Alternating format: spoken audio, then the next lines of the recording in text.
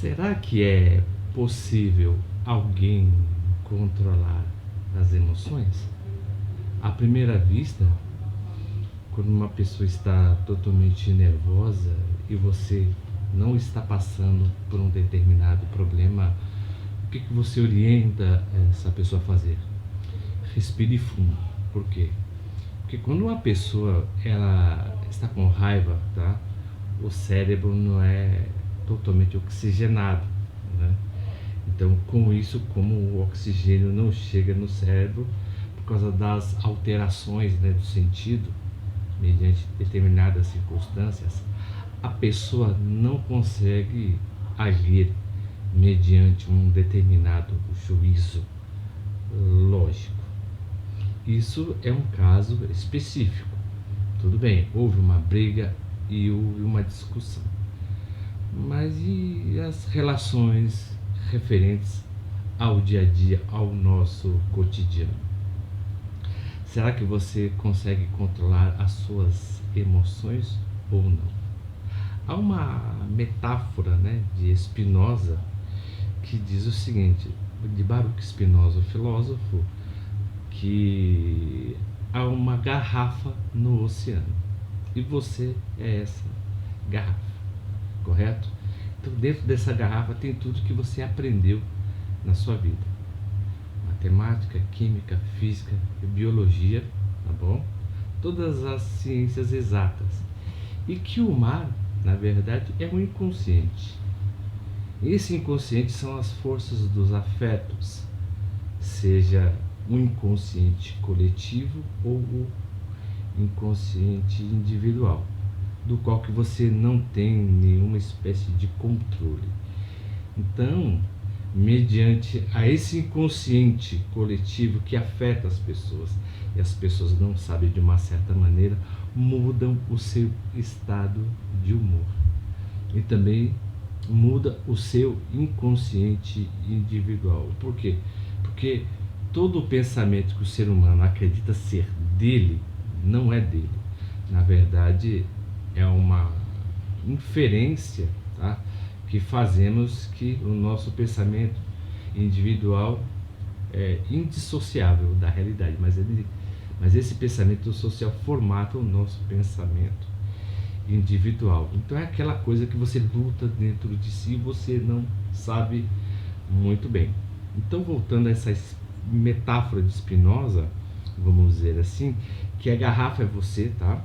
Todos os seus conteúdos estão dentro dessa garrafa, e o oceano é o seu inconsciente, é aquilo que te afeta. Então não adianta, por exemplo, você ter estudado matemática, física, biologia, taxonomia, né, as ciências exatas, e muitas vezes você sempre muda de acordo com a maré. O seu humor sempre, né, por exemplo, vai de acordo com a maré. Então a maré é esse estado psíquico, né? Eu digo na visão de Spinoza. Também, por exemplo, tem a visão de Schopenhauer acerca do inconsciente, e de Sigmund Freud também acerca da natureza do inconsciente. Mas o que eu quero dizer acerca da metáfora, né, espinosista, do qual que, se o ser humano consegue controlar as suas emoções, na verdade o ser humano ele não consegue controlar. Porque é interessante que quando você tem um sentimento, uma emoção, você se associa a essa emoção achando que ela é sua. Então, as atitudes que você vai fazer estará de acordo com essas emoções. Interessante se verificarmos, por exemplo, né, na cultura grega, os gregos sempre pensavam acerca das suas emoções. Então, qualquer ato que eles tinham, eles acreditavam que era impulsionado pelos deuses. Ora, se eu tenho raiva, eu estou sendo, né, encaminhado pelo deus Hades, que é o deus da guerra. Então, eu sinto raiva. Se eu me sinto sedutor, na verdade, eu estou sendo impulsionado pela deusa Afrodite. Então, a deusa que age em meu comportamento.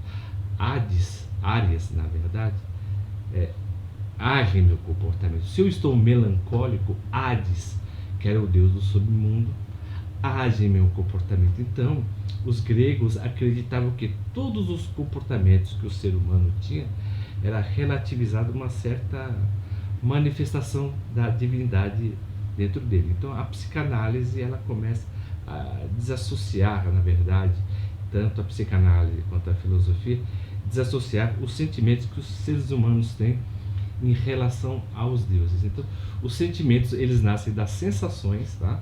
E essas sensações elas vão mudar e formatar as nossas emoções e os nossos comportamentos. Então, as pessoas sempre agem de acordo com aquilo que sente.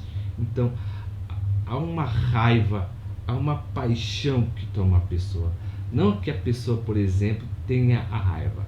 Seria a raiva tem a pessoa. Mas como a raiva teria a pessoa?